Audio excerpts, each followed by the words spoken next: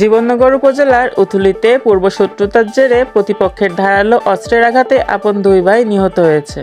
নিহত দুই ভাই মিন্টা মিয়া ও হামজা আলী উথুলি গ্রামের বড় মসজিদ পাড়ার মৃত খুদে মণ্ডলের ছেলে। স্থানীয় সূত্রে জানা গেছে, মিন্টা ও হামজা দুই ভাই শনিবার সকালে উথুলি গ্রামের ৭২ নম্বর ব্রিজ মাঠে কৃষিকাজ করতে যায়। এ সময় ৮ থেকে ১০ জন লাঠি ও দেশীয় অস্ত্র নিয়ে দুই ভাইকে কুপিয়ে জখম করে চলে যায়। স্থানীয় লোকজন তাদেরকে রক্তাক্ত অবস্থায় উদ্ধার করে চুয়াডাঙ্গা সদর হাসপাতালে নিয়ে যায়। হাসপাতালে চিকিৎসাধীন অবস্থায় প্রথমে হামজা ও পরে মিন্টার মৃত্যু হয়। এই ঘটনায় উথুলি এলাকায় থমথমে পরিস্থিতি বিরাজ করছে।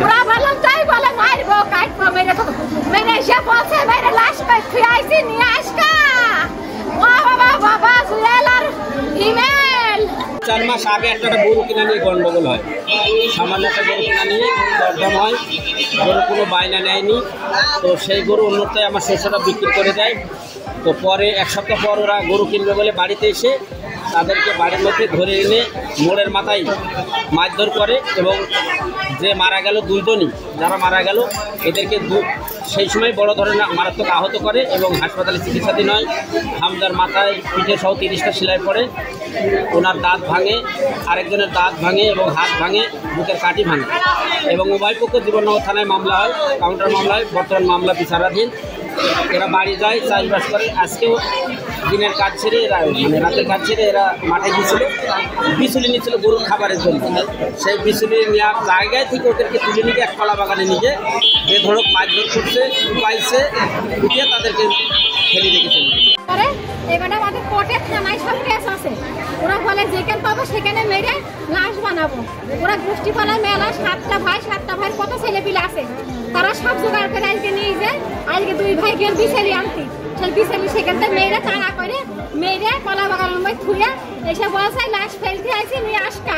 আর আমি সেখন দৌড়াতে গিয়ে মাঠে যাচ্ছি, মানুষ বলছে নিয়ে যে তুমি যেও না, পুলিশ নিয়ে যে পুলিশের সাথে বললে তাই লাশ তোলো দিয়ে আমার গ্রামের লোক দুই একজনা ঢাকা সাহেবের মাঠে নিয়ে এনে ভ্যানে তুলে দিয়েছে। আমি 1 লাখ টাকা নিয়ে আনিছি।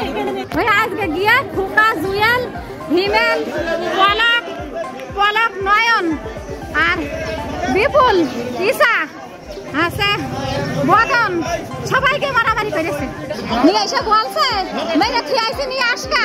এই কথাটা বললে খোকার ছেলে জুয়েল আর বিপুল, এই দুইজনা বললে মেরে খেয়েছি নিয়ে আসকা।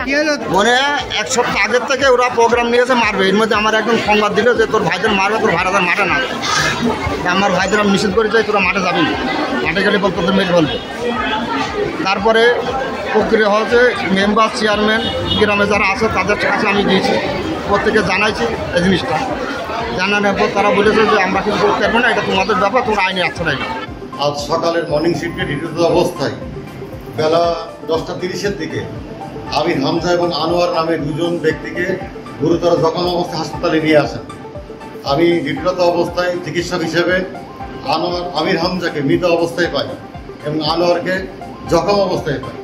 আনোয়ারকে আমরা চিকিৎসা দিই, ভর্তি করি সার্জারি বিভাগে এবং আনোয়ার 10টা 55-র দিকে আমাদের ওয়ার্ড থেকে কল আছে ওরা অবস্থা খারাপ, গিয়ে তাকে মৃত অবস্থায় পাই, চিকিৎসার অবস্থাটা মৃত অবস্থায় পাই।